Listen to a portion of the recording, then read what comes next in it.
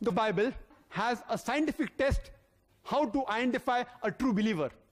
It's mentioned in the Gospel of Mark, chapter number 16, verse number 17 and 18. It says that there will be signs for true believers, and amongst the signs, in my name, they shall cast out devils. They shall speak foreign tongues, new tongues. They shall take up serpents. And if they drink deadly poison, they shall not be harmed. And when they place their hand over the sick, they shall be cured. This is a scientific test.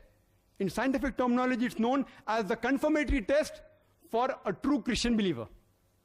In the past 10 years of my life, I have personally interacted with thousands of Christians, including missionaries. I have not come across a single Christian who has passed this confirmatory test of the Bible. I have not come across a single Christian who took poison. I have not come across any who took poison and who has not died. And in scientific terminology, this is also called as a falsification test. That means if a false person tries and does this test, takes poison, he will die. And a false person will not dare attempt this test. If you are not a true Christian believer, you will not dare attempt this test. Because if you try and attempt the falsification test, you will fail. So a person who is not a true Christian believer will never attempt this test. I have read the book, the Quran, the Bible in the Light of History and Science, written by Dr. Wiliam Campbell. And I assume that he is a true Christian believer. And at least I would like him to confirm to me about the falsification test.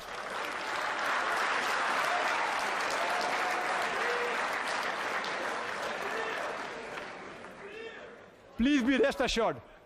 Please be rest assured.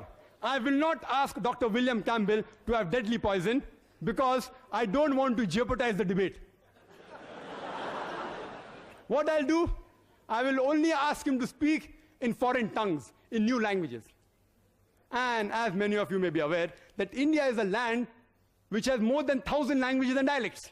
Only thing I request him is to say these three words, 100 rupees, in the 17 official languages. There are only 17 official languages in India. And to make it easier for Dr. Wiliam Campbell, I've got a 100 rupee note. And this has all the 17 languages mentioned here. Besides English and Hindi, I will help him. I'll give him a beginning. 100 rupiah in Hindi. The remaining 15 languages are here. I'll request him to read. I know the test says they will speak foreign languages on their own, without help of reading. But I want to make the test easier. I want to see someone passing the test. I have not seen anyone. So if he can't say it on his own or from his memory, at least read it. I don't mind. I will accept it. And I request the chairperson to give it to Dr. Wiliam Campbell. He has his rebuttal. 15 languages, 100 rupiah, 3 words only. He spoke about he hasn't met any person that took the poison test. I can't present the person because he's already gone to be with the Lord, but I have friend Harry Radcliffe, and he lived in a town in the south of Morocco, and one of his people who he thought was a friend invited him over for a lunch, for a dinner, and he invited the wife and son also. And so when Harry agreed to go, somebody came and knocked on the door and said, the man's going to poison you. So they went.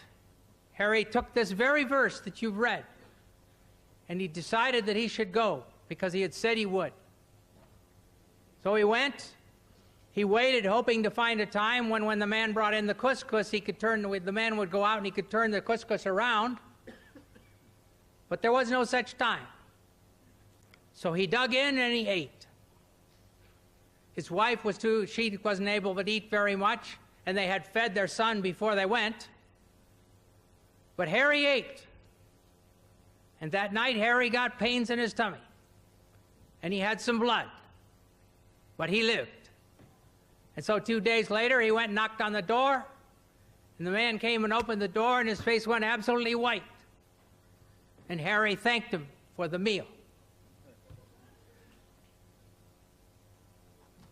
So I give you this one example anyway. Dr. Nike spoke about languages, and of course I am not able to answer about the languages in India. Well, I couldn't answer about the Indian languages in America either, so it's no different between India and America. However, the place that he talks about in the Bible, the disciples were given languages as a miracle, but they were the languages that the people who were there knew. They weren't weak languages that were unknown. If somebody came from Spain, an apostle spoke to that person in his language from Spain. If another person came from Turkey, a different apostle spoke to the other person in his language from Turkey. Touched on was regarding the scientific test of Mark, chapter number 16, verse number 17 and 18. And he said one of his friends by the name of Harry, whatever the name was, in Morocco, he ate couscous. The Bible says, the King James Version as well as the New International Version, which Dr. William Campbell refers to, drink deadly poison, not eat, drink.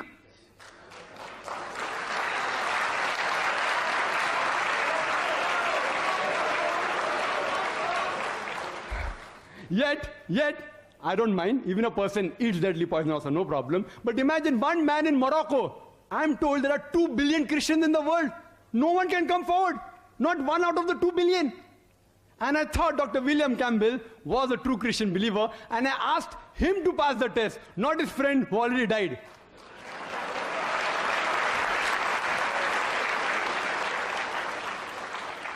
And he said that blood came out of the mouth. Dr. William Campbell, and even I know very well, being medical doctors, that having poison, blood comes out, and we cure many people of poison, so what's so great? Test is, they should come forward and do all these things, and yet you should be able to speak foreign tongues. And Dr. William Campbell said that at that time, if you read Gospel of Mark chapter 16, those people there, they spoke the languages people knew. And foreign tongues. Dr. William Campbell doesn't know there are Indians out here. Surely many know Gujarati, Marathi, even I know. Suppose if I ask you, Puche. If I ask you in a particular language, Nirgut Tamil. No reply. Foreign tongues. Nirgut, anyone knows Tamil? Or Malayalam? Velam? Yes, very good. Are you a Christian believer? Are you? I'm asking that person there. You are a Muslim? Anyway, fine. This was supposed to be a test passed by Christian believers. There are many people who know foreign languages out here. Only thing you have to do was speak to them. Like, what is your name? How are you? For example, Kaifa Aluk in Arabic, which you know. New languages, which you didn't know. And you proved my point. And yet I have not come across a single Christian who has passed the test in front of me. Not a single. Out of the thousands I've met personally. And now it can be 1001 after meeting Dr. William Campbell. For Dr. Campbell, from the mic at the rear.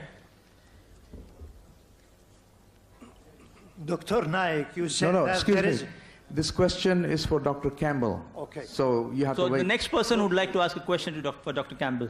Yes, I'd like to pose this question, or rather this test to Dr. William Campbell. Why don't you attempt the falsification test of the Bible given in the book of Mark, chapter 16, verses 17 and 18, and prove to the audience here, right now, that you are a true Christian believer.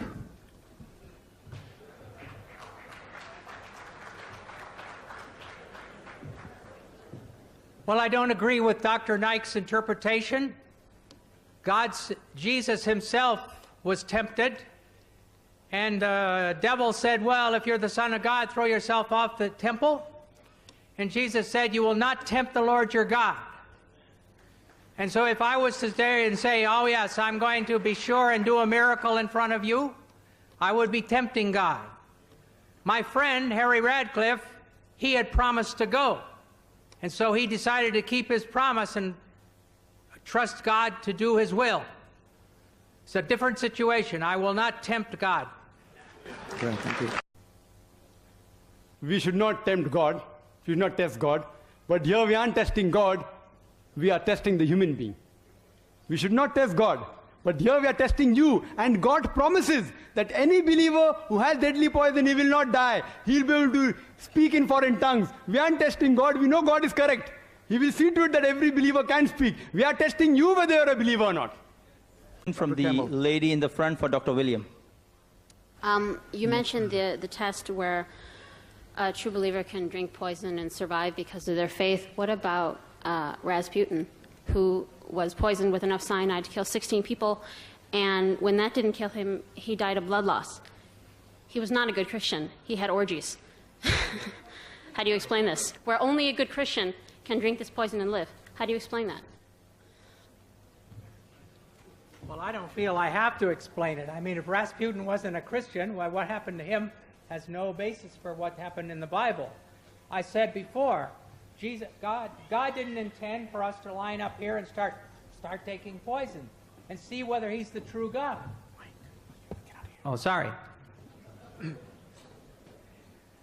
We are not to test God. That was given that that said that these things will happen. An example would be Paul. He went to, when he was in shipwrecked, and I think it's Crete, but I have the wrong place in my mind, and he landed, and so he was throwing wood in the fire, and a snake bit him. Nothing happened to him. But he wasn't trying to test God, he was trying to throw wood in the fire. It's a different situation. No comment, please. Thank you.